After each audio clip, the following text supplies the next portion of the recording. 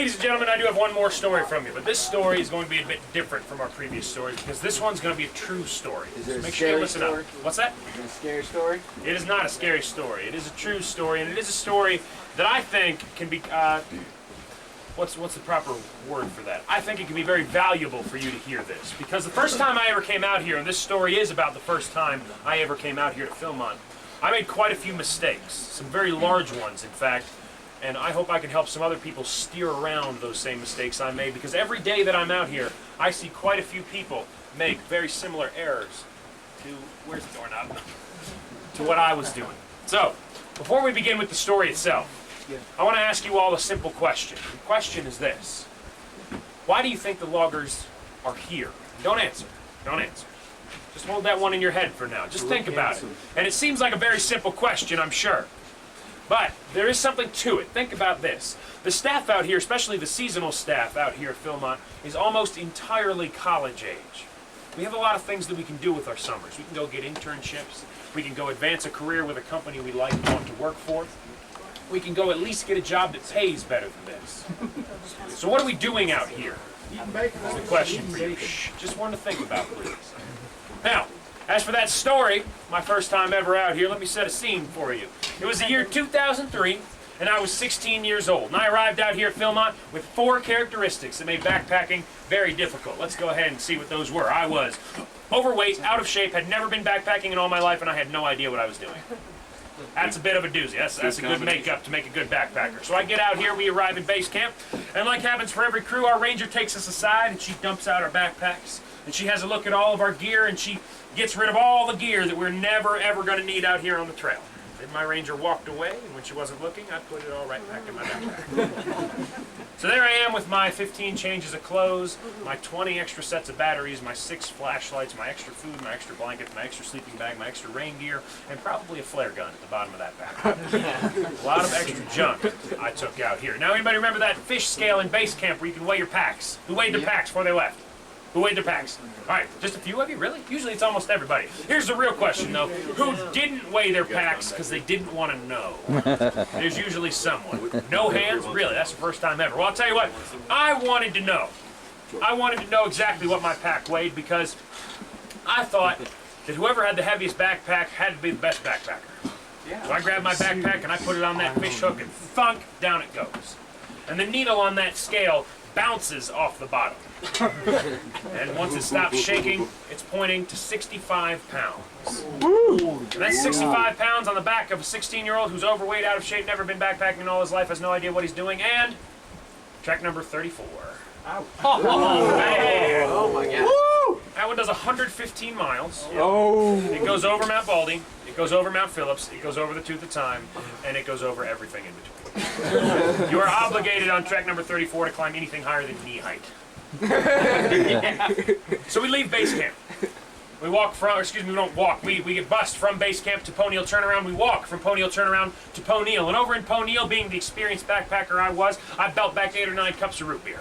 And we put our backpacks right back on and we walk out of there. And anybody spend the night in Sioux last night? Any crews here spend the night in Sioux? Well, getting up to Sioux, there is a tremendous, gigantic hill, and already I was destroyed getting to the top of that thing. Shh, please. And we get to the top of that hill up at Sioux Camp. I drop my pack on the ground. We set up camp. We cook dinner. I go to bed. The next morning, I wake up and I'm feeling merely okay.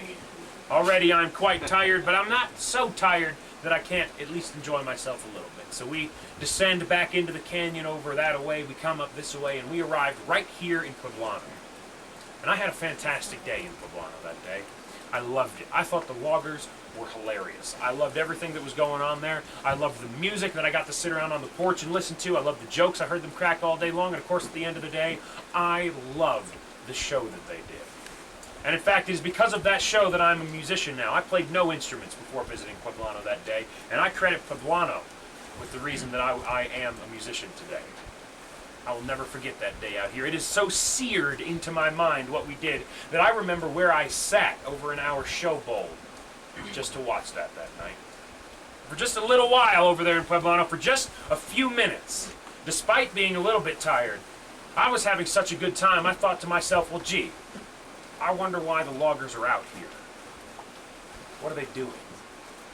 Unfortunately, that didn't last very long.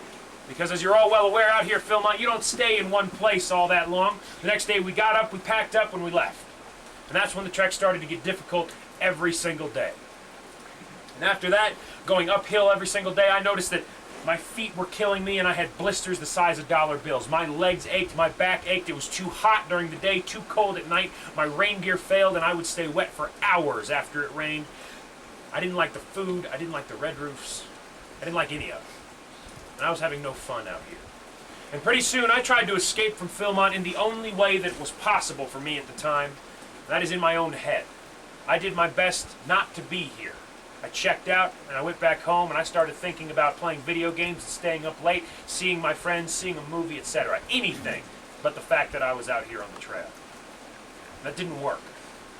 The reason it didn't work is because Philmont is too visceral an experience. It is too much to try and escape from this place in your own mind when you're faced with the reality of having to get up every day, pack your things up, and hike on to your next destination. It is too much to try and ignore the fact that you were here. And because it didn't work, I attempted to drag the entire rest of that crew into that same conversation about that same stuff back home, and it didn't work.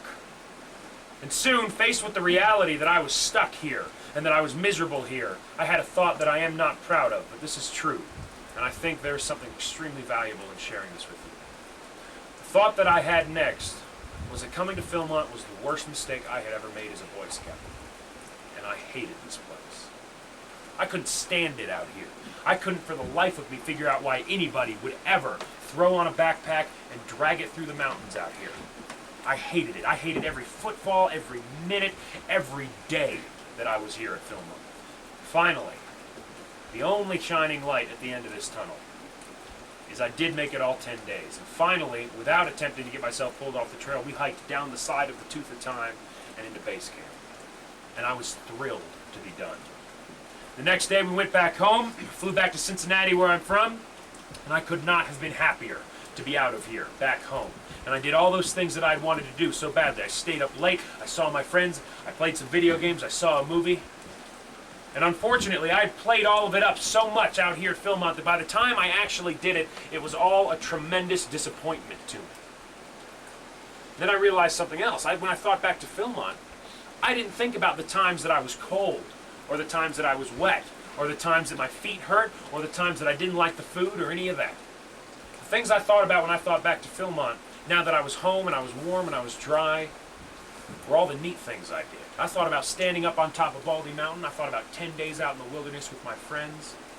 I thought about just looking up at the stars at night. You can't tonight, it's too cloudy. But it'll clear up while you're out here. Make sure you get a look. Then I realized something else, and this still eats at me to this day. And this is, in fact, why I tell this story. My final realization, my final epiphany through all of this was that I had wasted that first trek. And I threw every minute of it in the garbage after I left Pueblano. Every minute, every footfall, I threw directly into the trash. And to this very day, I barely remember what happened on that trek. I remember standing on top of Baldy. That's about it. That and a few other little tidbits. I can't remember the camps I went to. I can't remember most of the monuments I saw. I can't remember the trails we took. I did my best not to be here, and in some sense, it worked. Not everybody gets a second chance to come back here and see that this place means quite a bit to quite a few people and try and experience why it means so much to so many people. Not everybody gets a second chance out here like I did. So your warning for the night is don't be like little Zach. Don't waste your time out here. Because most people get one shot at this place, and all we ask for from you is 10 days. So when you're out here, give us 10 days of paying attention and trying to find out why this place means so much to so many of us. You won't remember the blisters later, but you will remember all the interesting things that you get to do that you won't do anywhere else.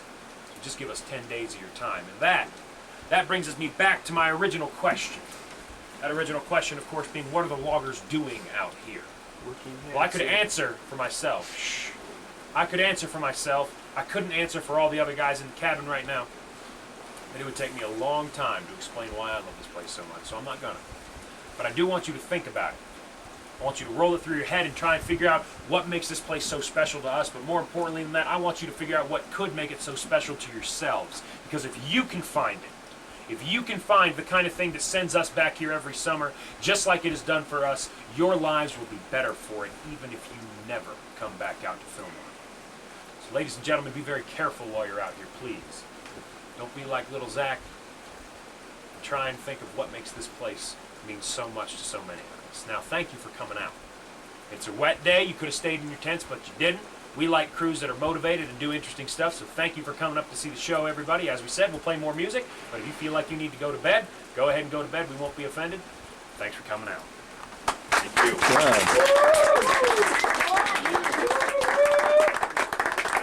We'll mosey around inside the cabin for a minute, give you guys a chance to get out of here so we're not bumping into you playing music, and then we'll be back out to play some more. What are you guys gonna do?